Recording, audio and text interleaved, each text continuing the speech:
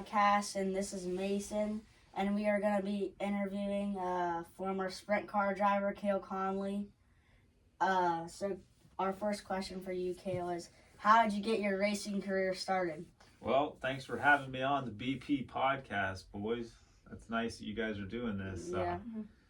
I got started racing when I was 6 years old in go-karts and just really loved it. Liked the thrill of the speed and what that felt like. So wanted to keep climbing the ladder and was fortunate that I had some parents that would allow me to keep chasing that dream of being a NASCAR driver. So after go-karts, I got into, those were on dirt, and I got into another form of smaller style racing called quarter midgets till I was about 13 years old, and that was on asphalt, on smaller asphalt tracks, and then from there into a larger full-size car. I wasn't 16 yet, so the engines were a little bit smaller, but they still were pretty fast. And then into sprint cars at 16 years old, and for a few years, and then down to North Carolina to race in some of the NASCAR divisions, and ultimately landed back in sprint cars for the last part of my racing career. Which was nice because kind of where I started as a young adult, and that's kind of where I finished. And those are very vicious, mean race cars, and they're very fun, fast to drive, a lot of power. What type of race cars did you race in?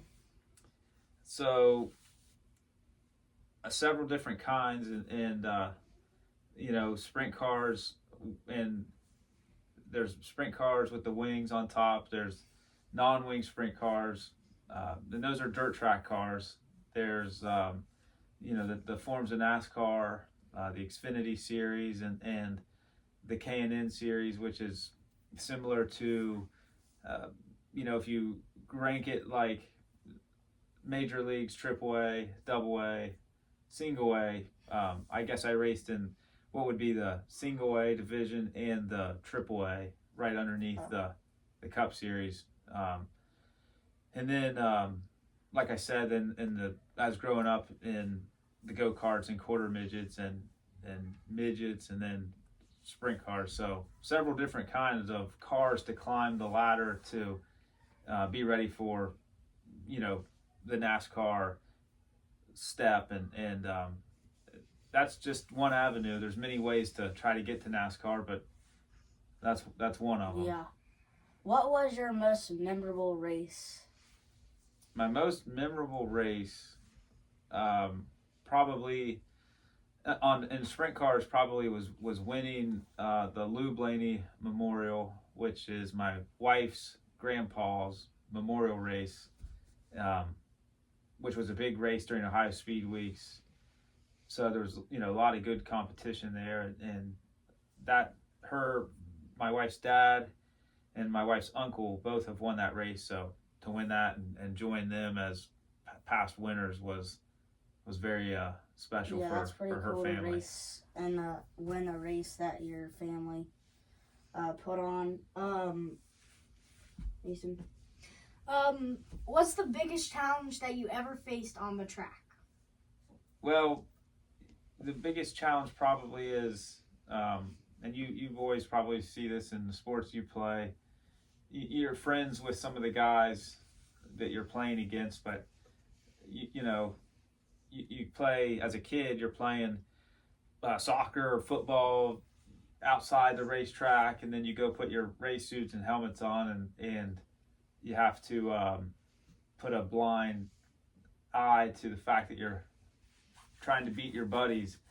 You almost have to turn the friendship off and make decisions based on winning the race versus being friends. That was one part that was kind of tough, and the traveling, being away from home. As a kid, you missed a lot of the weekend fun stuff because you're always traveling racing, but that was part of the commitment and the part of living your dream that was definitely worth it. So that wasn't really a difficult decision. Just it just sometimes you had to miss some stuff, and I don't know. There was a lot of parts that were tough, but all worth it. Yeah. Yeah. What's your how did you prepare mentally for the races? That's a good question. A lot of nerves, a lot of unknown going into each race, whether it's qualifying or a heat race or a race. So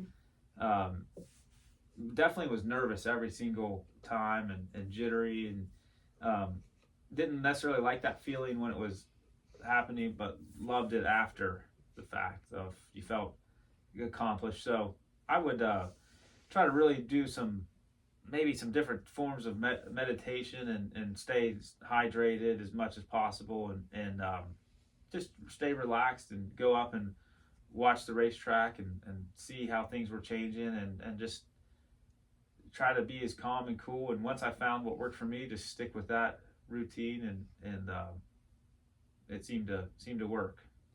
What was your favorite track that you raced on dirt? On dirt, West Virginia Motor Speedway, just because it's close to home, and I watched races there when I was little, your guys' age, and then to be able to race on the same track, that was very special, and never did get to win a race there, but just to run a race there was very, very awesome. What did you place in those races? Well, I never finished. I finished third and second every time, but never actually won. So we did great there, but we just missed the win by either one or two spots. Yeah. So, but still, it was just a dream come true to race at the same track that my heroes as a kid got to race at. What was your favorite tracks to race on, like asphalt? Bristol and Darlington were the two favorite asphalt NASCAR tracks that I ever raced at. They were really fast and slippery at times, and those are some awesome historical places that were just neat, and I really, really enjoyed it. Daytona and Talladega, people say are they're special places, but they were really tough and the nerve-wracking. That's a different style racing, and I didn't find myself as I didn't adapt as quickly to those as the Darlington style or Bristol. So, but just lucky and fortunate to have got to experience all those. What do you do now that you're retired? Well, I hope, I don't like to say retired because hopefully I can race again someday. But as far as work, I'm in commercial real estate and help get properties leased or sold or buyers buy, and also do some property management things. So that's a little bit of a race in itself, chasing those deals. But to keep my adrenaline high, I like to ski and try to ski pretty hard, and mountain bike, which I've done a few mountain bike races and finished either last or next to last almost every time. So got some work to do there, but still very fun. What advice would you give to aspiring sprint car drivers? I would say to go and watch as much as possible, and never get down, because it's a long process, and every time you're on the racetrack, focus on finishing the race and not crashing, because if you crash 5 laps into the race, you crash so early, you missed all those laps of experience. So really focus on being smart and clean, and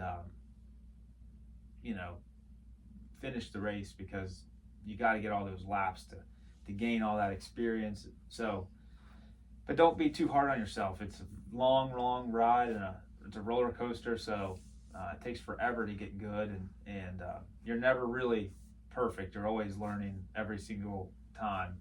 just like you boys with school and sports, lift each other up and be a good teammate to each other, because you're always learning and that's how life works the whole time. We're gonna wrap it up, but thank you for your time, and I enjoyed our conversation and learning about sprint cars. Thank you, boys. I'm proud of you guys for doing this podcast and having me on. Hopefully we can do it again soon. Yeah. Yeah.